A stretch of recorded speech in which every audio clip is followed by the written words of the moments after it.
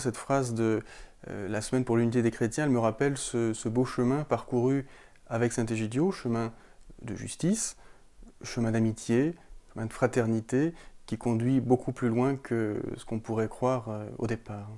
C'est l'expérience de la communauté, en fait. On marche avec le Seigneur et on ne sait pas jusqu'où, on ne sait pas où il nous conduit, mais on voit combien il nous conduit loin. Quand je suis arrivé à Charenton avec d'autres membres de la communauté, c'était en 2010, eh bien, nous avons rencontré beaucoup de sans-abri, dont certains trouvent abri dans le bois de Vincennes, d'autres dans certains petits coins de la ville. Et nous avons commencé à les rencontrer, à les connaître, chacun par son nom, à nouer des liens avec eux. Et aujourd'hui, plus de 2 ans après, il y a des vraies relations d'amitié.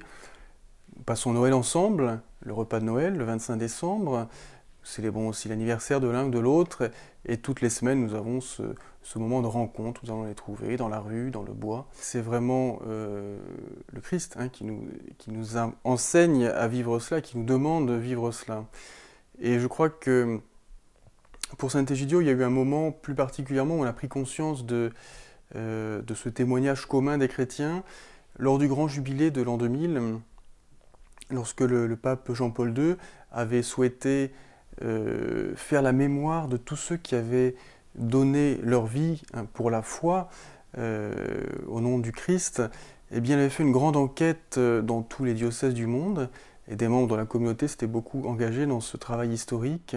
Suite à cette enquête aussi, eh bien, on a souhaité justement commémorer, faire la mémoire de tous ceux qui ont donné leur vie.